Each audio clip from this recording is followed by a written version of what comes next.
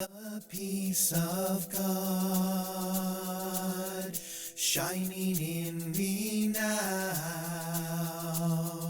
The peace of God shining in me now.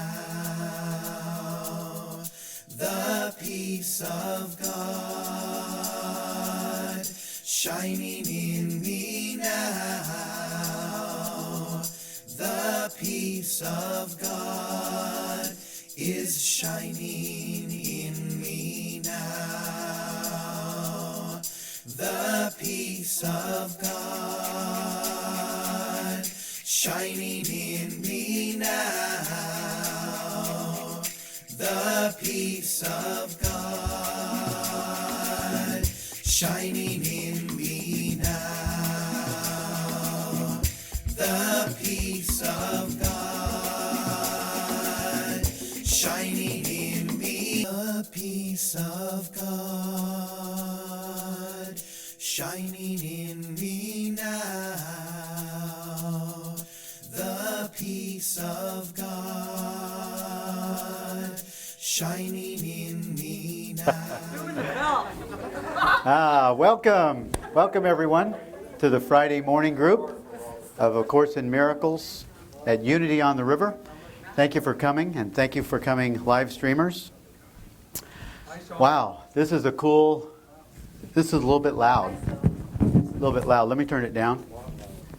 Yeah, if I get too close, it might backfeed a little bit. Test. Okay. Is that better? A little bit. Okay, I'll just maybe put this down here. Okay. Friday morning group. This is an exciting day for me, and I'm just going to share that excitement with you guys, that inspiration. But first, we have this amazing artist, singer, workshop teacher, beautiful being that is also doing her name is Nancy Fitzgerald, Karen Fitzgerald. We have a Nancy Fitzgerald. Yeah. Karen Fitzgerald she's doing a workshop with Irene this weekend, and she'll talk about it in just a second. There's a little bit of feedback on this mic. Why don't we switch mics? Okay. Let me have that one. I'll All turn right. this one off. Okay. That one seems a little bit too. I don't know why they don't adjust the same. This is better. Okay. Yeah. So Karen and Irene are doing a workshop this weekend. It sounds really cool. It's for girls only. Because it's something about sexuality. I don't know. I think guys are want to know about that too. What's up? What's up with that? But we really have an inspiring day for everyone, and we have this beautiful Karen Fitzgerald to bring us a song, a heart-opening song this morning. Before we do, I would like to ask my sister that hasn't been here in a while to come up and open us in prayer. Elaine, come on up and open us in prayer. Okay, if everybody just close their eyes, take a nice deep breath. Breathe in peace. Breathe out joy. Breathe in joy. Breathe out love. Love is who we are. We all gather together in unity and praise for God and to be here to do His work, and we all love one another, and I'm grateful to be here with all of you and sharing this moment in time where we gather and give thanks and just share the beauty of who we are. Jesus is here directing us and guiding us, and we are so grateful. Amen. Thank you. Good to see you. So would everyone please join me in welcoming Karen Fitzgerald. And we're going to try for the music. Are we going to be able to do the music? Okay, so before we do the music, I will just explain that I'm here from New York City, and I'm here to teach with Irene Tompkinson tomorrow a workshop for women on spirituality and sexuality and creativity. And we did a version of this workshop a couple months ago, and we had a ball, and the women had a ball, and it's a lot of fun, and it's really safe, so you don't have to be scared. And you keep all your clothes on. Just so you know. Really? Yes, clothes are on.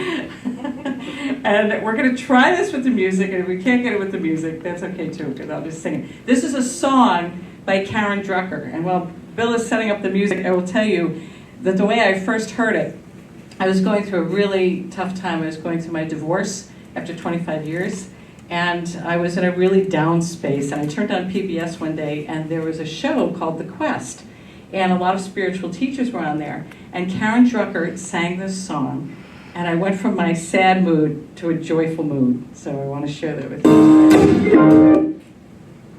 That's pretty loud. Okay, is it the right one?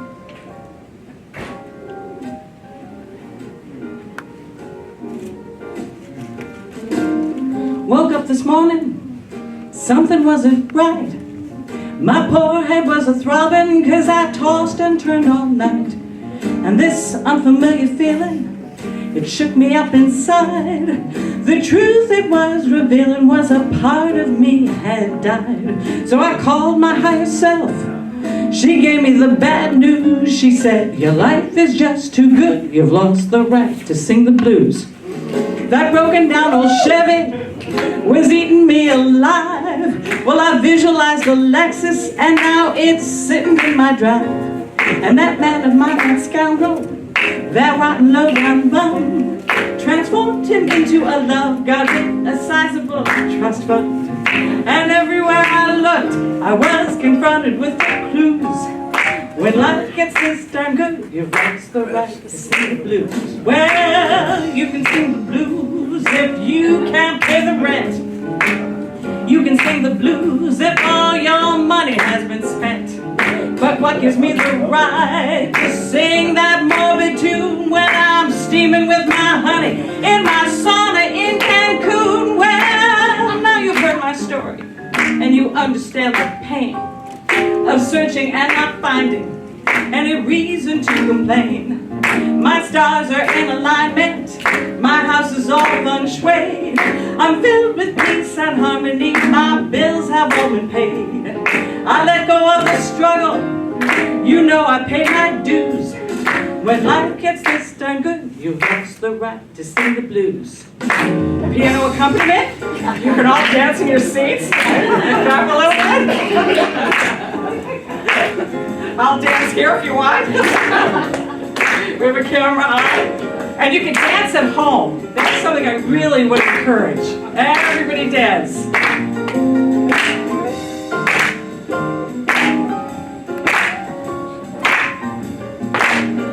Well, you can sing the blues if your best friend puts you down. You can sing the blues if your man has done left town.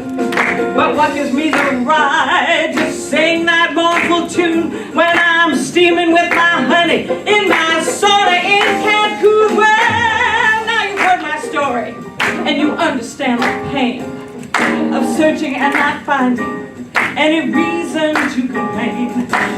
My house is all feng shui. I'm filled with peace and harmony. My bills have all been paid. I let go of the struggle. You know I pay my dues. When life gets this darn good, you've lost the right to sing the blues.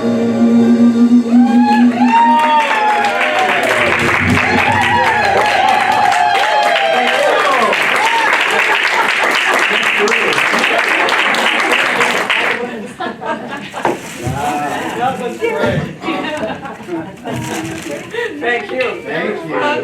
That was beautiful. Awesome. That's a good way to start. I like the part being that you were like, with your guy down in Cancun. Kind of steamy down in Cancun. Well, the best part that for me was the stars were in alignment.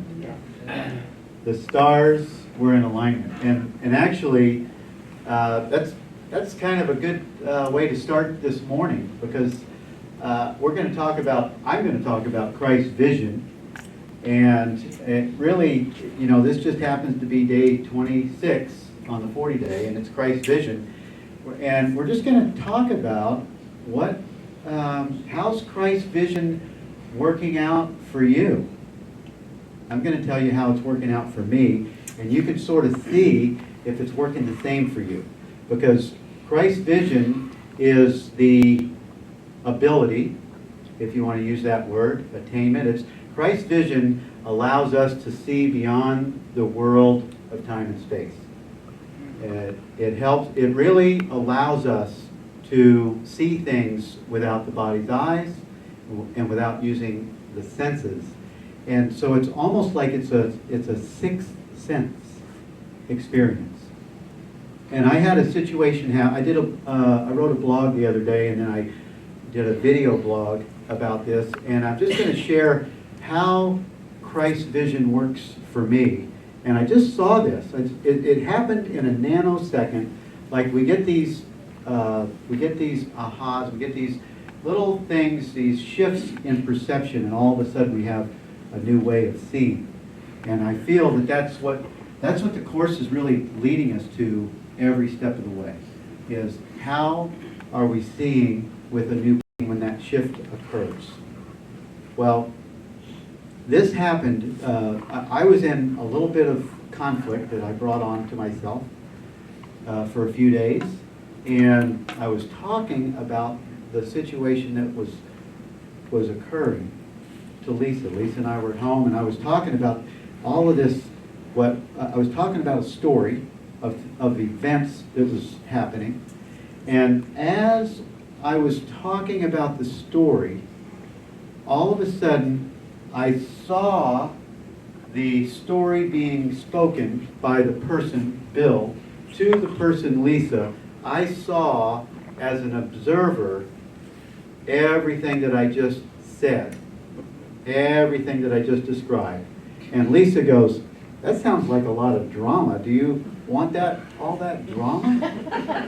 And I was getting tired just And- listening. she said, "I'm getting tired just listening." And when I looked at that experience of what was occurring, I said, "No, I don't. I don't want that." And what followed that looked like the person, Bill, made changes. It looked like the person followed that conversation with, "I'm done with conflict."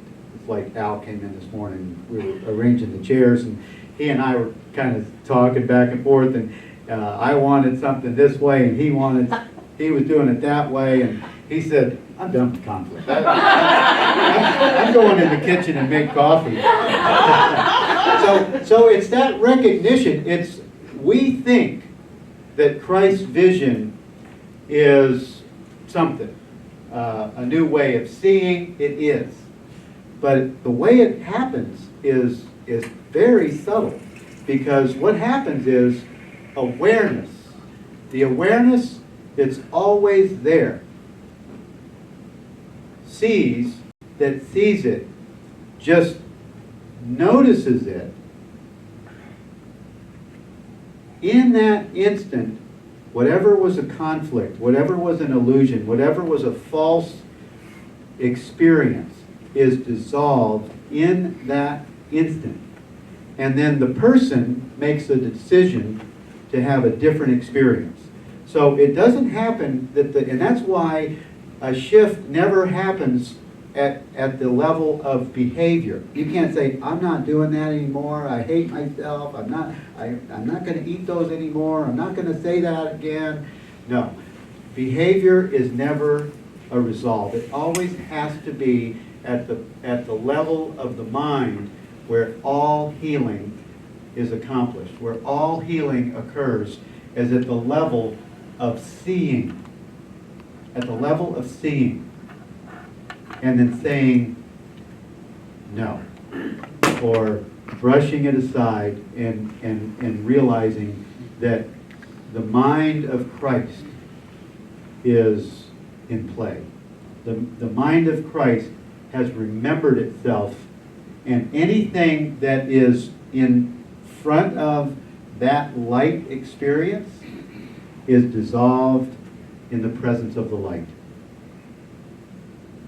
It's such a beautiful thing. And so what I saw in that nano of a second experience when I was talking to Lisa was, we think as persons that we make choices, that we make decisions. We think we're making, and when we're in our wrong mind, we actually are making choices to be in our wrong mind. But when we live in a place of presence, when we live in a place of awareness, where we're just noticing anything that's not truth, anything that's not light, anything that's not pure is going to be dissolved in the presence, and then the person is going to make a different decision. Isn't that interesting? The person makes a decision based on the experience of Christ's vision. And Jesus says in the Course that we have glimpses of this, these light experiences. That's a light experience, where the light came on and shone, I don't know if that's a word, shone. It was a light that outshines the darkness. And then because of that, now the person has made a difference, it doesn't actually make a decision. The choice was choiceless. There's no choices. The only thing that makes choices is what we're not. Because when we stand in the light, there's no decisions to make. We're always just standing in the truth. You guys have heard that I wake up at certain times of the morning. See the digital alarm clock? It's the voice for God for me, because I keep getting these page numbers that are like the same ones.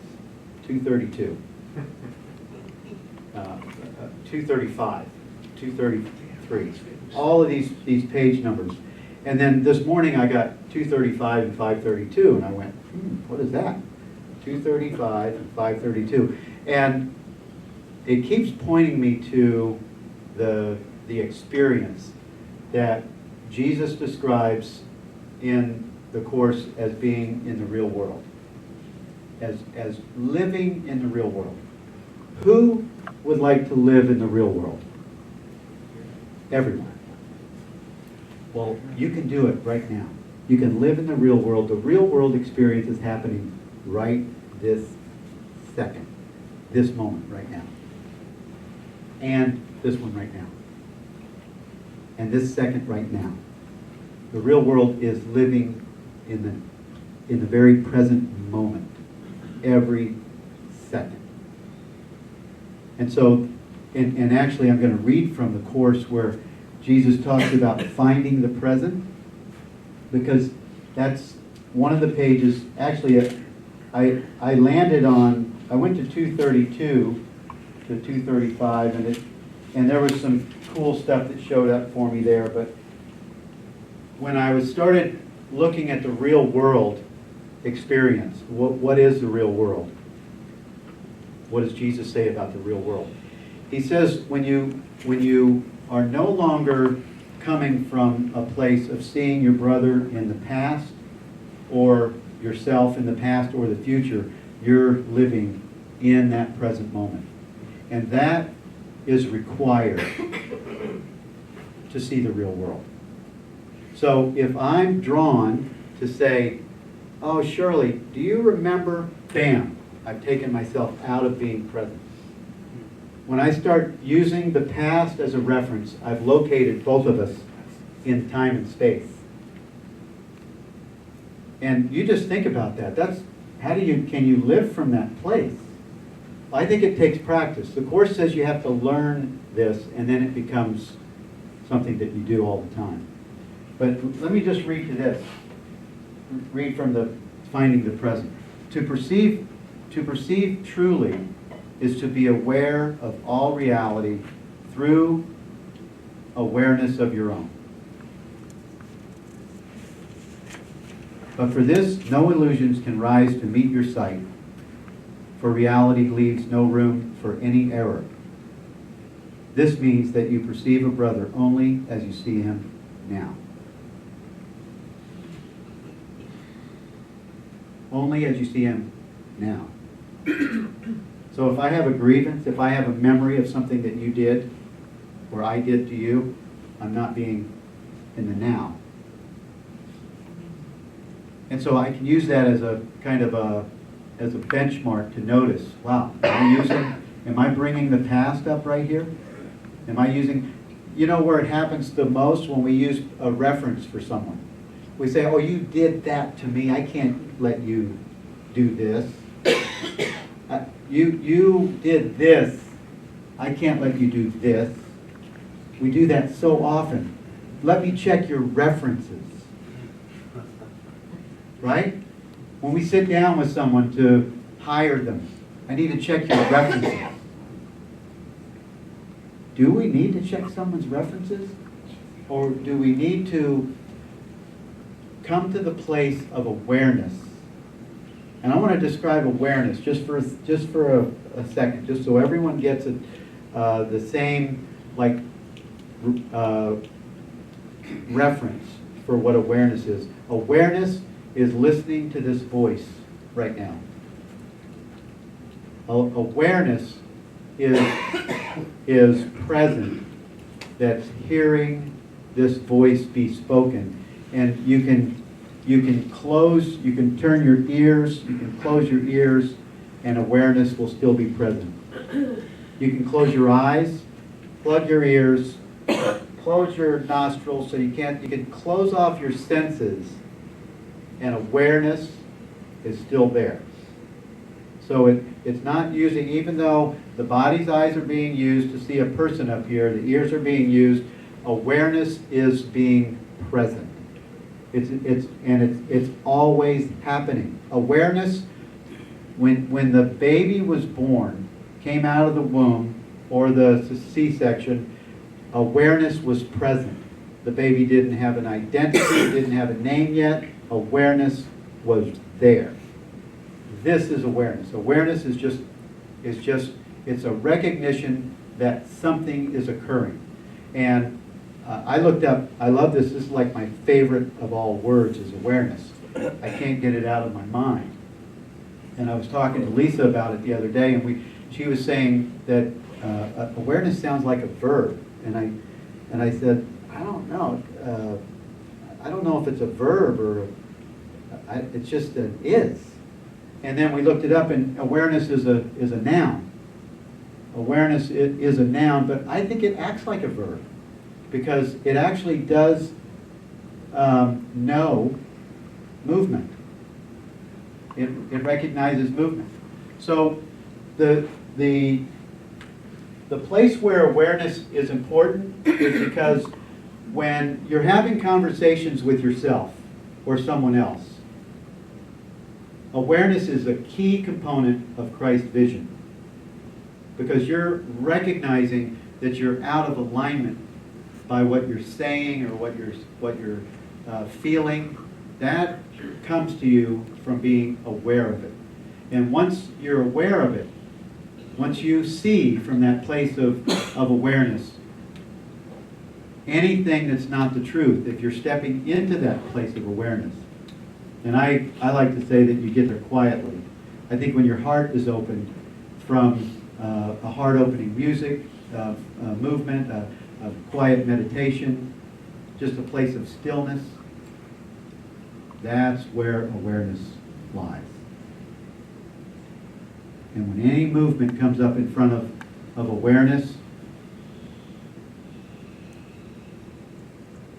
there's no decisions to make. No choices are made because you're just standing in the truth. And then the person is probably going to follow that experience with a decision that's going to line up with the truth. You see that? The real world, this is the coolest. When you hear this, you guys are just going to be, you're going to be so excited to hear what the attainment of the real world is in relationship to what I just said about awareness. Sit quietly, Jesus says in the Course, Attainment of the Real World. Sit quietly and look upon the world you see and tell yourself, the real world does not look like this. So we're not using the body's eyes. It has no buildings, and there are no streets where people walk alone and separate. There are no stores where people buy an endless list of things they do not need. It is not lit with artificial light, and night comes not upon it. There is no day that brightens and grows dim. There is no loss. Nothing is there but shines and shines forever. So the real world is an experience.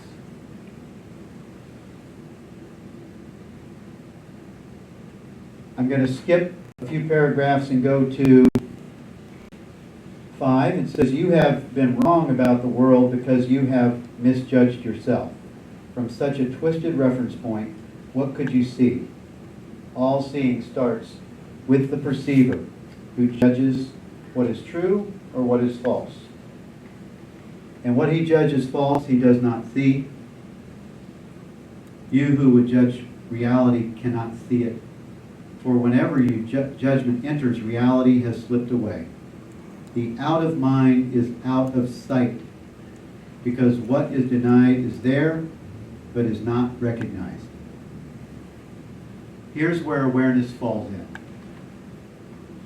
Christ is still there, although you know him not.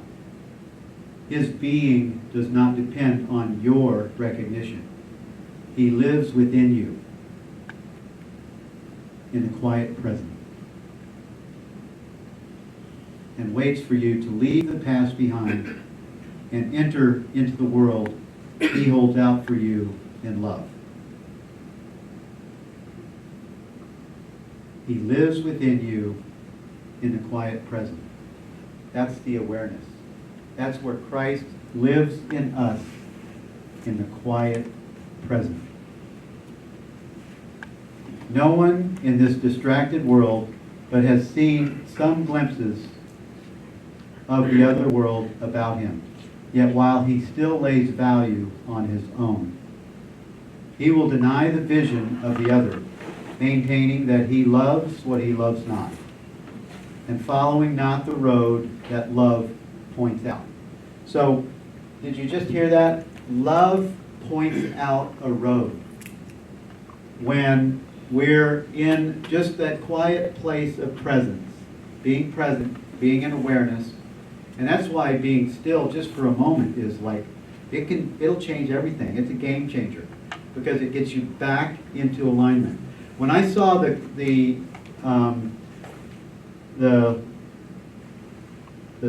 chaos that I was creating in my own life a week and a half ago, just stories, just drama that I had entered into, I was letting the mind, with a reference to the past and the future and all of this stuff, I was letting it lead the way. And as soon as I recognized that, it shifted me totally into alignment.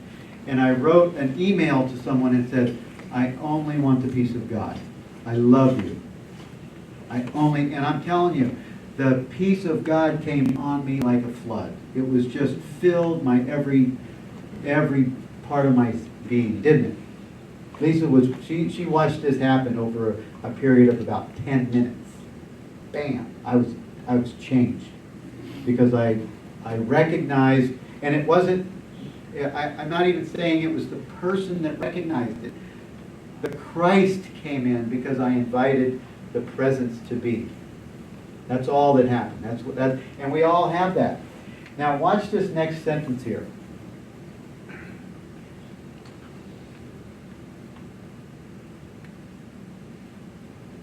Yet while he lays value on his own, he will deny the vision of the other, maintaining that he loves what he loves not, and following not the road that love points out. Watch this sentence. Love leads so gladly.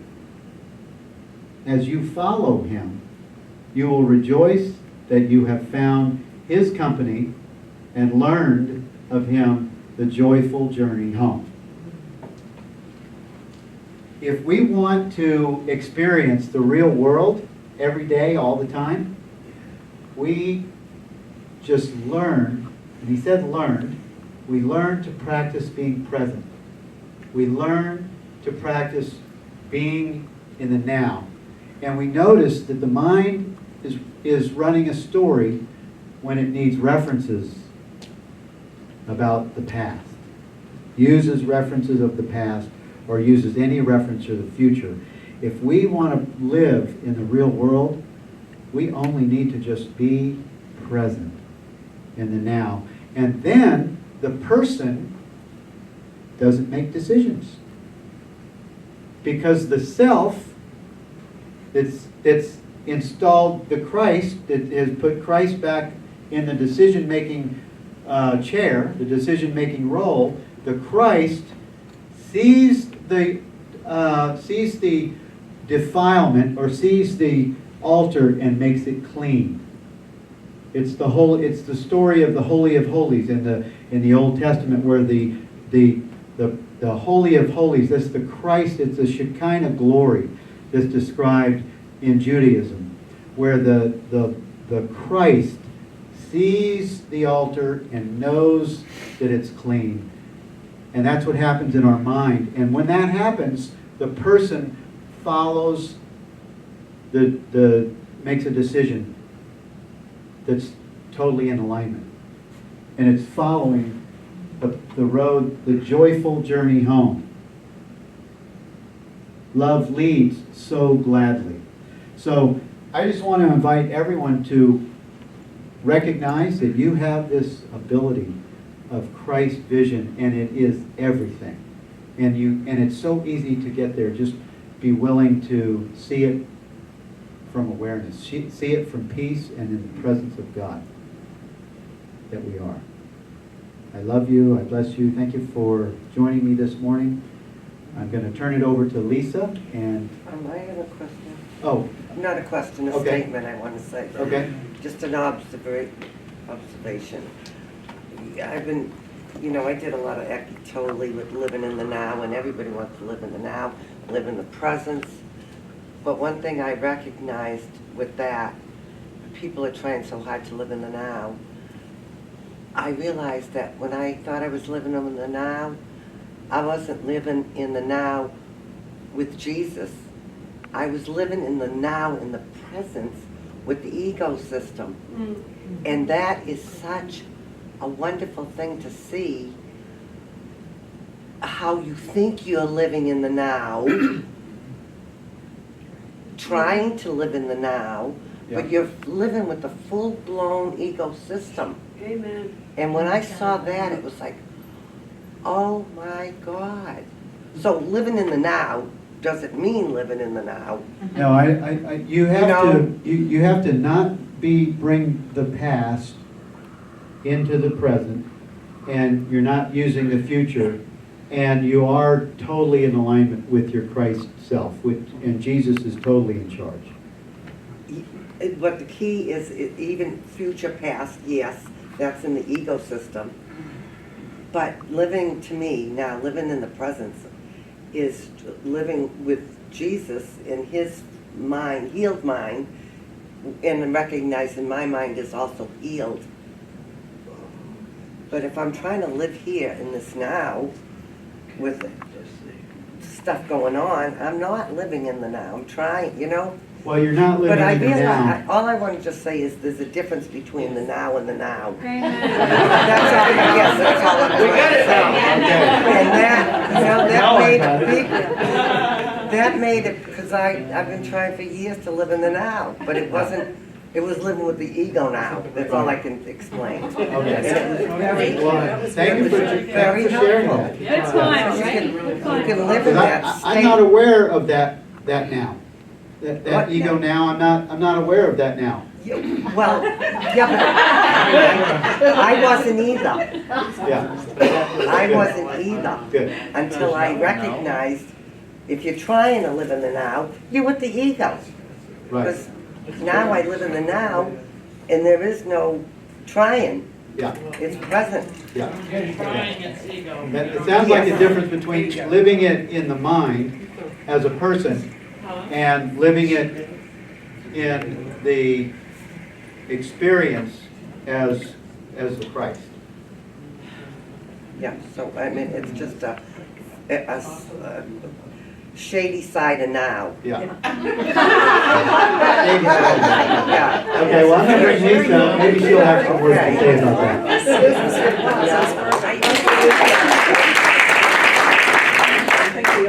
And that's true. That's Yes. absolutely true. And the Course in Miracles is a systematic way to a different perception of everyone and everything in the world. And I've said this before, it's like two parts. There's the undoing, which is the dismantling of your thought system and your identity as you have circumvented yourself in a time, space, location. And then in the empty space, now there's the function and the purpose now where you don't have a personal will anymore. That you make yourself available now to this presence. So I love that you get it, because that's what it is. Jesus, when he was giving this message to Helen and Bill, and this didn't make it into the edited version, but the text with the notes. So when Jesus began working with Helen and Bill, he took a long time getting them to listen and getting them to trust in his voice. And one of the first things he said was that this is what I want you to say every morning, is help me to perform whatever miracles you want of me today. And so that dissolves your will. You now become available to, and in that is the whole message, because in that is the acknowledgement I'm not alone, right? You're recognizing I have a guide, Christ is here, my whole mind, and you release your will now, so there is no now. There's only this present moment. That's what Bill was saying, finding the present.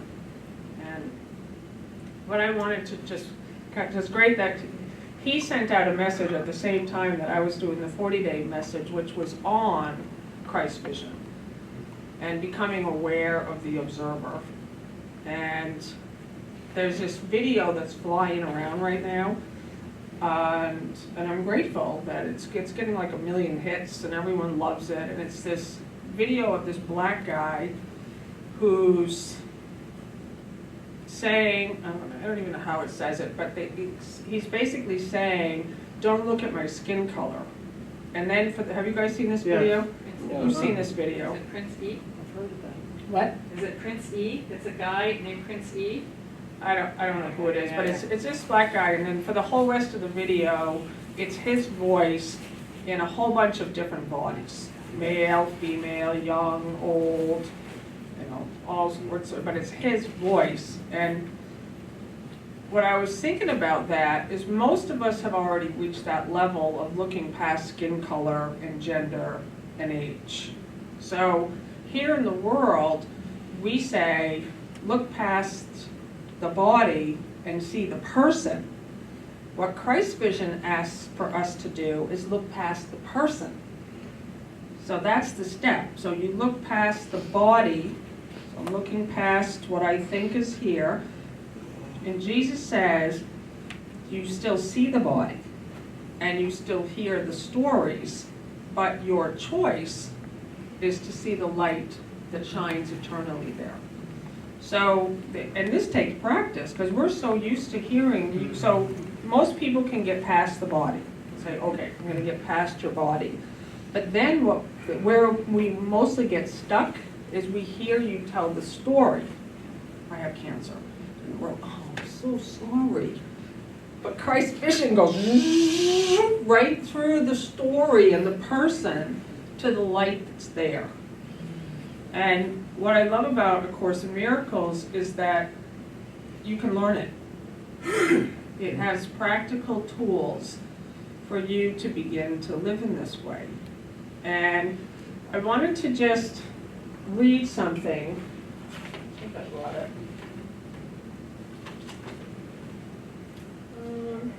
Did you see a piece of paper in here? It was, oh, right here.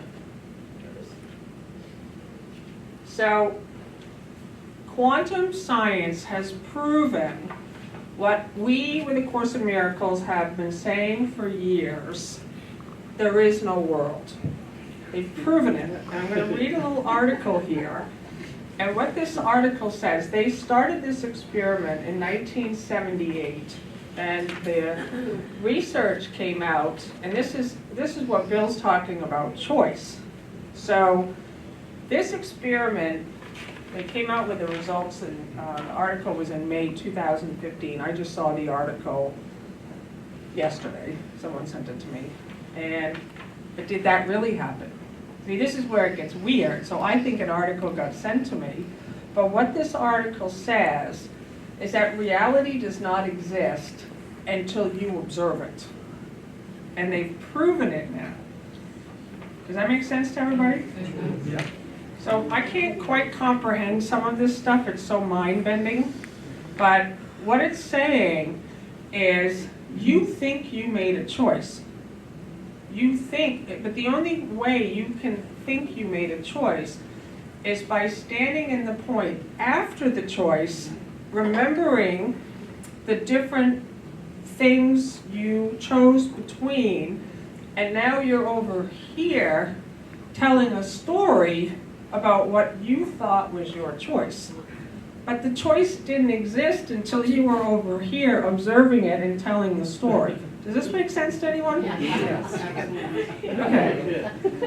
I love quantum. I really do. Because in the Course, it's like it has a lot of Christian terminology that seems religious, but it's not. It's just stating the truth.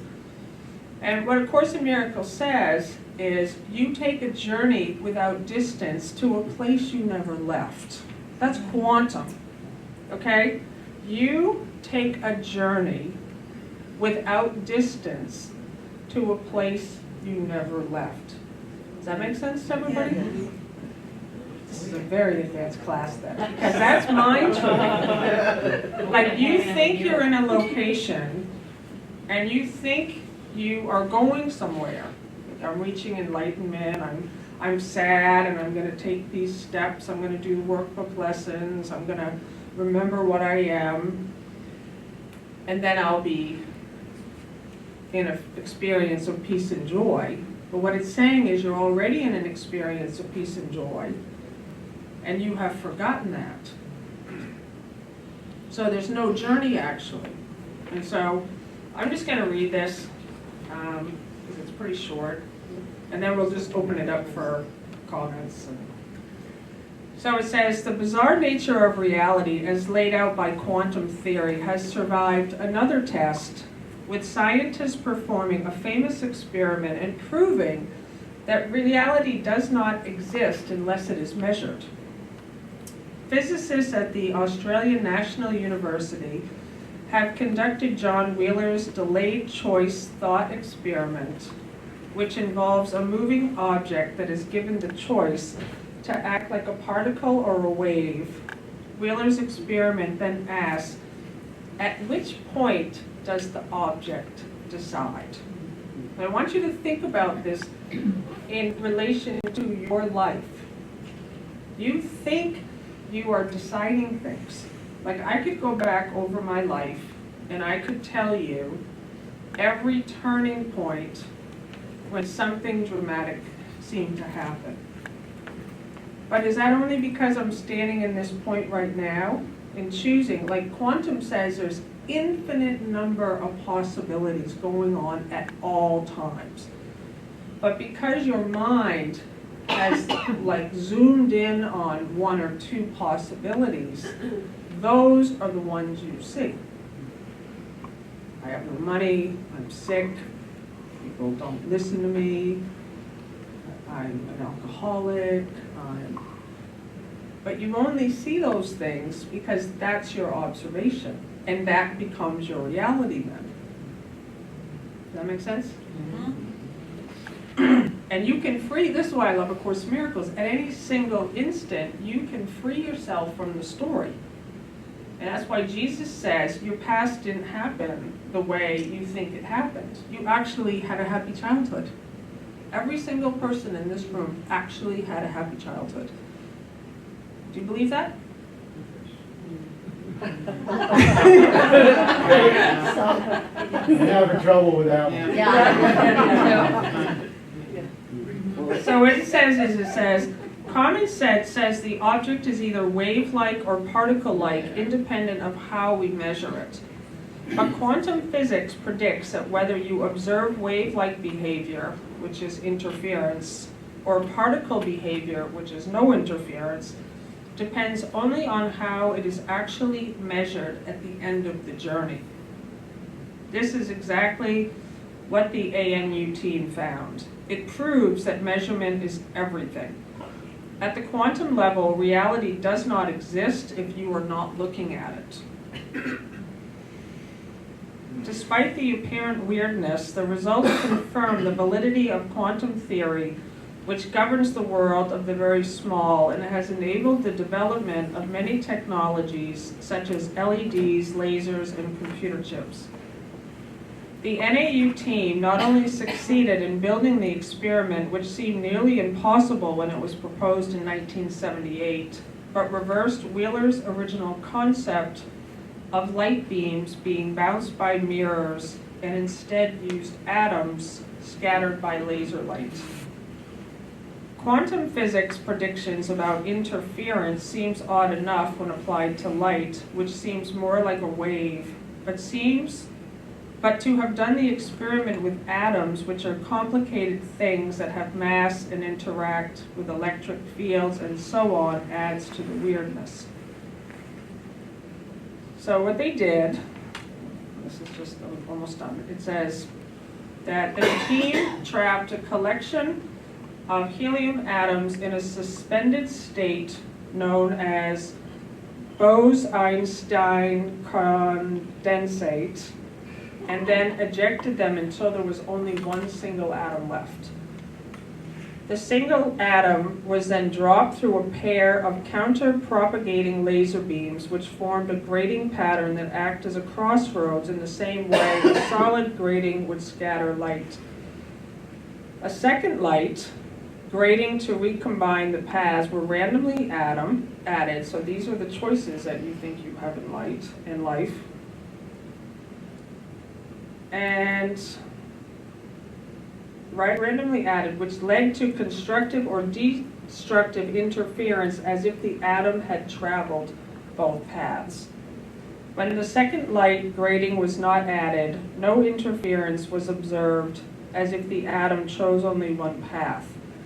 However, the random number determining whether the grating was added was only generated after the atom had passed through the crossroads. If one chooses to believe that the atom really did take a particular path or paths, then one has to accept that a future measurement is affecting the atom's past. In the final sentence, the atom did not travel from A to B. It was only when they were measured at the end of the journey that their wave-like or particle-like behavior was brought into existence. So, if you can accept that, and it's already been proven as true, then you in this moment can release every story you have about everything. It didn't happen the way you thought it happened. But you telling the story about it keeps it in place. It never happened. It never happens. Yeah, exactly. But when you asked who, when you said that everyone had a perfect childhood or whatever, and who didn't have a perfect childhood, as soon as you ask the question, you're inviting the mind that thinks it's a person to give the answer. So you can't actually ask that question. And this is where it gets weird. This is why I like Jesus, actually, because he's... Because what's being asked of us as miracle workers is like, that's true. See, that's the highest. That goes like... But what happens now is when we're being used for the purpose of bringing this message into the world, then you must use the language And you must meet everyone where they think they are. So this is what Jesus says, I'm in the world, but I'm not of it. So Jesus actually, you hear a lot of people in A Course in Miracles, and this is true, until you transcend this idea. So I see all this outside of me. I see a world of fear and terror and attack and judgment and blame and guilt. I must still be sleeping because these are my projections, right? So everyone does, that's the start point. So everything that you think you see is nothing more than a reflection of your mind. There's no people out there. But you even transcend that idea. So Jesus then he knew his identity as one. So he still looked out. So many people say, I'm still looking out at a world of attack. I'm not there yet. But Jesus on the cross, what if he did that? He didn't do that. He didn't look out and see all the Pharisees and everyone attacking him and betraying him and say, I'm still an ego. He looked out with compassion and saw they know not what they do. He was in the world, but not of it. And this is where you now, because I used to do all that stuff, like, hear someone tell me there's cancer, they have cancer, and I would just go right to this level. And I know, like, it just passed right over their heads. But now, because we're listening, like you said, we're not having a reference anymore to what to say, we're listening, what do I do here with this person who is my brother, who I love, then you're given what to say. So sometimes I actually do enter into the story with someone for a moment, knowing it's not true. I know it's not true, always.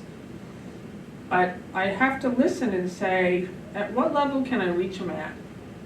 And what Jesus says to us, as the miracle workers, is your expression as a light worker might not be the highest expression, but it's the highest that they can accept in this moment. And they might not, you might only be able to, they might only be able to come up just a little bit. Like you're able to open their mind just a little, but that's enough. And your part's done. Because Christ, he takes the healing part. We don't heal. Someone else had a question. Yeah. I just had a story to relate to what you were saying. Because I so remember one of the things that you said when I first started coming to your groups was, we're not to understand the Course, we're to experience the Course. So I've remembered things in my life where I've experienced that I give everything its meaning. So David and I used to work at this, volunteer at this retreat center in the Catskills. And one of the things we did was cook for the 20 people that were up there, right? It's a 4-day deal, and you have to schlep everything from your home up there because there's no stores around, right? And it becomes very competitive, like who was the best cook, and oh, you should have had their food last month, and competitive person that I can be, I wanted to win. So we're working our absolute tails off. I mean, it's cut and clean and, 3 big meals and everything's got to be special. And Saturday night is the big meal. That's when it's, like you're really celebrating. There's this big crescendo with everybody emotionally. So we're in the kitchen, so tired we can hardly talk. And I'm whipping some cream to put on apple crisp, right? Well, the sucker starts to turn to butter, and I become psychotic. I become like a crazy person from hell, and I want to kill, I want to smash things, I think I should die, everything's ruined, right? And this guy that was working in the kitchen with us comes by and he said, oh, you've made Scottish cream. And I said, I did? He said, oh yeah, my grandmother used to make that, I loved it. And I was like, oh, I made Scottish cream. So I put the label on the bowl of Scottish cream and take it out to the buffet, and I'm like beyond myself. I made Scottish cream. Of course I did. I mean, I literally was like very excited about my little self. Then I go back into the kitchen, everybody's enjoying it, saying it's fabulous, you know, and then he said, you know I was kidding, right? And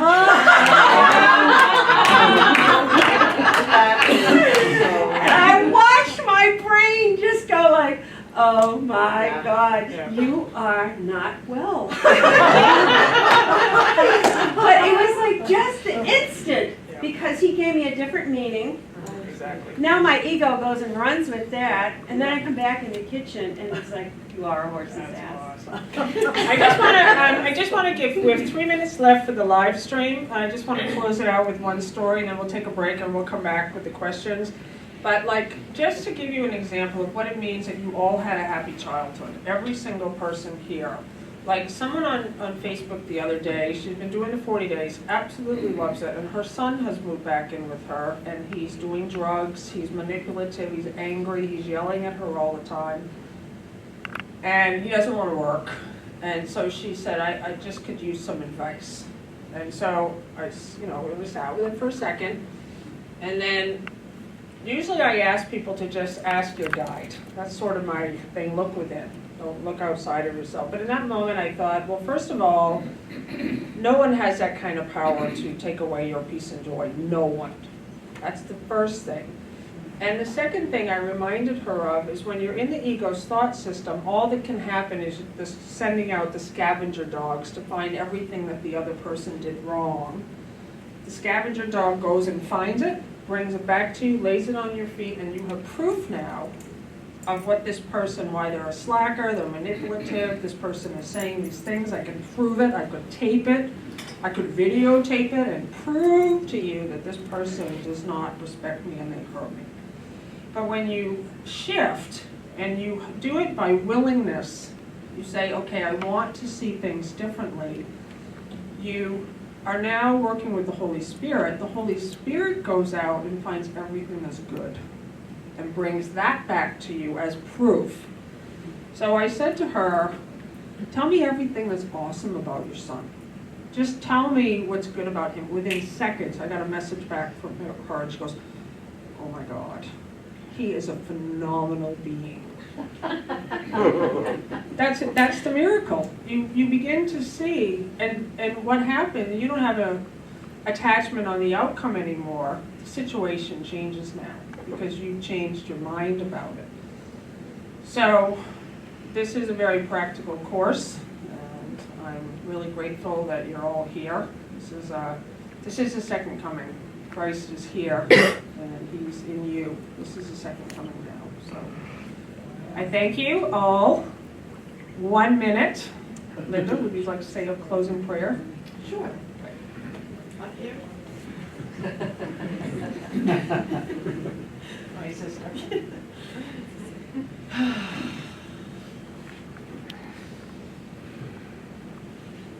Jesus, we are so grateful that you gather us here. You send us these teachers, these voices, to bring us deeper, closer to the truth, to bring us back to the present moment, to the awareness, to teach us not to take all of these things that we see with our eyes so seriously, to not value them as much,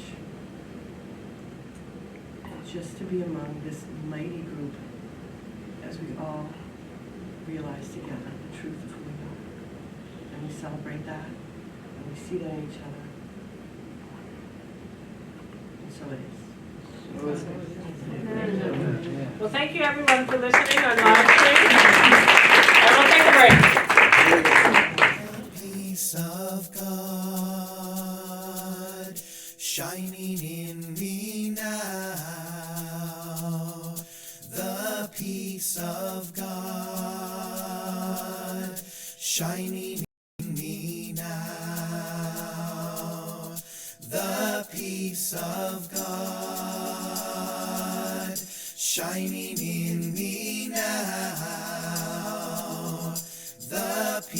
peace of God is shining in the peace of God, shining in me now.